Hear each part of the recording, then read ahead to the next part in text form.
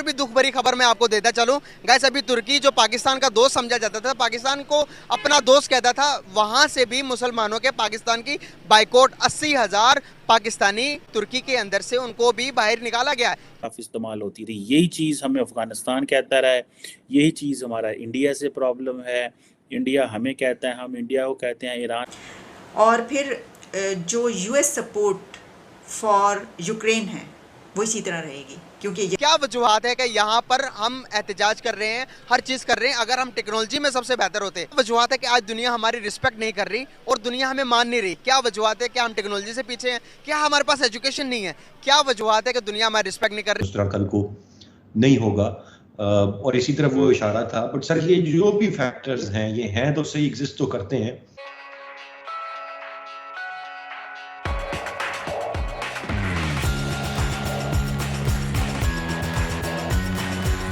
मेरा मुसलमानों की रिस्पेक्ट, मुसलमानों की वैल्यू दुनिया के आगे कम क्यों होती जा रही है? हमारी एक तरह की रिस्पेक्ट हमारे नबी की, आप देखेंगे दुनिया में अगर दूसरा सबसे बड़ा मजहब इस्लाम बन चुका है। सबसे पहला इस टाइम क्रिश्चियंस है, ईसाई हैं, दूसरे नंबर पर इस्लाम है सर, दूसरा बड़ा मजहब है। लेकिन फिर भी स्वीडन के अंदर ये होना, उसके बाद फ्रांस के अंदर ये होना, वक्फे से ये होना, क्या इससे क्या जाहिर करती है दुनिया के सामने? अगर हम आज पाकिस्तान क्या इतना लाचार है, सिर्फ यहाँ पर बैठकर हम जुलूस और धरना दे रहे हैं, इससे क्या फ़र्क पड़ेगा आलमी दुनिया के आगे? मकसद सिर्फ मैसेज देना है। इसका हाल तो यही है कि हमारे जो बड़े लोग हैं वो इस पर कोई ना कोई इक़दाम करें, कानून बनाया जाए, या इस हवाले से कोई, हमारा तो मुतालबा है कि जंग ही होनी चाहिए। हाँ जी, इसी से मसले हल होंगे। ऐसे बगैर नबी पाक सल्लल्लाहु अलैहि वसल्लम का फरमान है कि जब तक कौम जिहाद करती रहेगी वो बाइज़्ज़त रहेंगे। इसलिए जब से पाकिस्तान बना इस तरह कोई सूरत हाल ही नहीं हुई। इसलिए हमारा मुतालबा ये है कि या तो इनको अच्छे तरीके से लगाम दी जाए, नहीं तो फिर इंशाल्लाह वक्त आएगा तो तहरीक अल्लाह के फजल से ये सारे इक़दाम करना जानती है। सर जंग हम किससे करेंगे? कितने के गैर मुस्लिम लोग हैं जो इस्लाम के ख़िलाफ़ बकवासात करते हैं, जो नबी पाक सल्लल्लाहु अलैहि वसल्लम की तौहीन करते हैं, जो कुरान पाक, ये सब काफिर लोग हैं। इनके यही इनका हल है, इसके अलावा कोई नहीं। ये तो हम अपना फरीज़ा अदा करें जिनके पास कोई ताकत नहीं है। हाँ सर, नबी सल्लल्लाहु अलैहि वसल्लम के दौर में कभी किसी शख्स ने ऐसा कोई काम किया हो और उसके खिलाफ जंग की हो, ऐसा कोई वाक़या मिलता हमें? बड़े काब बिन अशरफ को नबी पाक सल्लल्लाहु अलैहि वसल्लम खुद ही कत्ल कराया, ऐलान फरमाया भी कौन उसको कत्ल करेगा, तो साहबा ने की ज़ूर अहमद वो उसको कत्ल करवाएगा। और बेशुमार वाक़यात हैं, एक थोड़ा है। साहबा ने अपने अजीज़ व अकरम मामू का किसी ने सारुल ला दिया, किसी ने अपने बाप का, तो नबी पाक सल्लल्लाहु अलैहि वसल्लम की इज़्ज़त सबसे आला इज़्ज़त है। अगर वो नहीं तो कुछ भी नहीं है, अगर वो है तो सब कुछ है। बिल्कुल सही हो गया सर। सर क्या लगता है कि आपको अभी के मौजूदा सिनेरियोज को देखते हुए पाकिस्तान की रिस्पेक्ट दुनिया के सामने है? पाकिस्तान एज अ मुसलमान, मुसलमानों की जो पाकिस्तान के अंदर रहते हैं उन मुसलमानों की इज्जत है दुनिया में? इज़्ज़त अल्हम्दुलिल्लाह है, लेकिन जो हमारे बड़े वो कराना नहीं जानते। वरना नबी हमारे बाबा जी क़िबला रहमतुल्लाह अलैह फरमाते थे कि इज़्ज़त उसी की होगी जो नबी पाक सल्लल्लाहु अलैहि वसल्लम की इज़्ज़त करेगा। तो ये एक ही कानून है पाकिस्तान की इज़्ज़त का, पाकिस्तान की मैशी मामलात को ठीक करने का एक ही है कि नबी पाक सल्लल्लाहु अलैहि वसल्लम की इज़्ज़त पे पहरा दिया जाए। वो होगी तो सब काम ठीक हो जाएंगे। सही हो गया सर। सर अभी रिसेंटली एक न्यूज़ आई है जिसको मैं कवर करने जा रहा हूँ।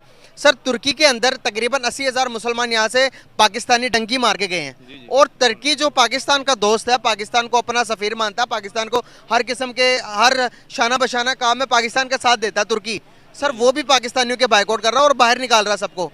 क्या समझते हैं कि ये एक इखलाकी तौर पर पाकिस्तान को हम किस तरह से रिप्रेजेंट कर रहे हैं? अगर इस तरह की हरकतें करेंगे तो क्या दुनिया हमें मानेगी, दुनिया हमारी रिस्पेक्ट करेगी? जिस नबी के मानने वाले हम हैं, क्या उस नबी के मानने वाले ये काम कर सकते हैं? बात यह है कि जब ऊपरले हमारे ठीक हो जाएंगे ना, ये सारे मामला ठीक हो जाएंगे। जब हमारे बड़े ही मुखलस नहीं है तो फिर इस तरह लोग हर कोई हमें अपने मुल्क से निकाल देगा। एक ही तरीका है कि अपने मुल्क से वफा होनी चाहिए। इनसे पैसे से गर्ज है, वो लोगों को चाहे मार के हासिल करें या लोगों को डुबो के हासिल करें या किसी तरीके, इनका मिशन ये है। तो अल्लाह करे कि हमारे बड़ों अंदर गैरत आ जाए, या कोई गैरतमंद हुक्मरान साहब हुसैन रिजवी जैसा आ जाए तो इंशाल्लाह इनकलाब आ जाए। इसका क्या मतलब है?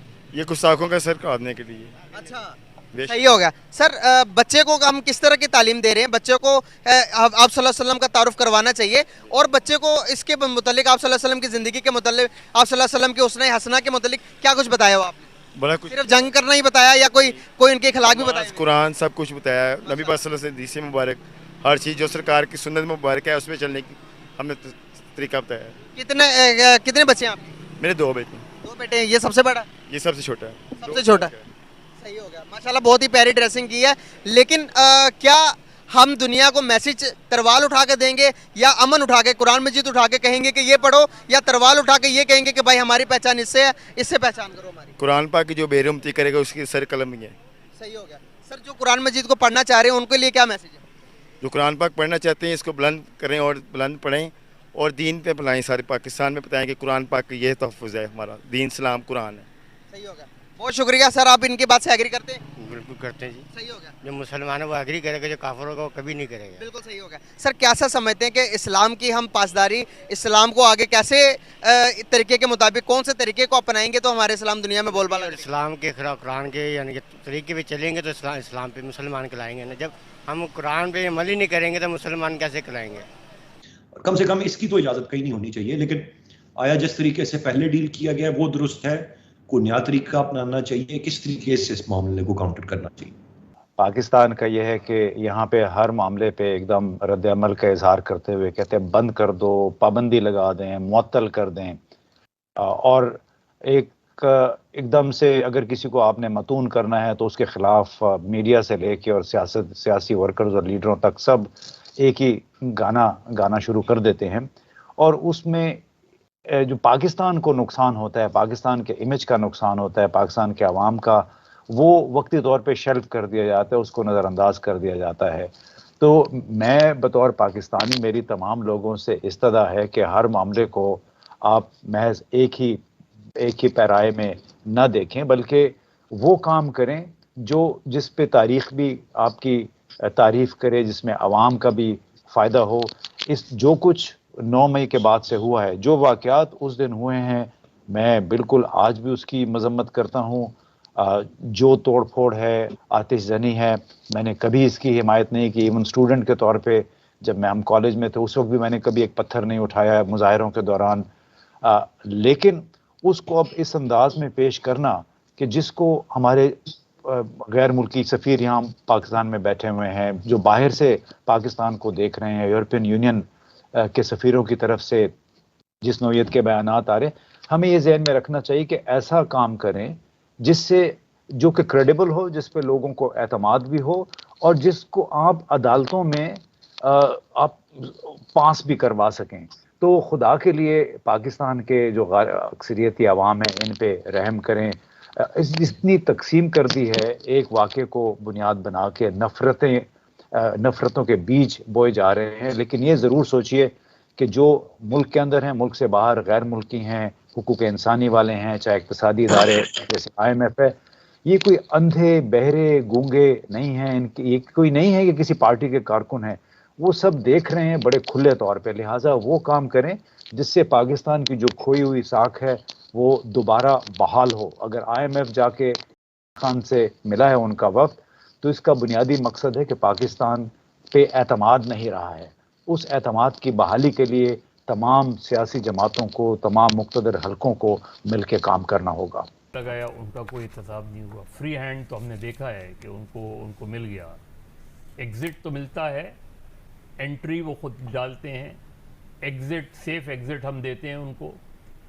उस साइट का कोई भी, चाहे वो चीफ हो या इंटेलिजेंस चीफ हो, एक्स इंटेलिजेंस चीफ हो, हमने नहीं देखा अकाउंटेबिलिटी हुई है।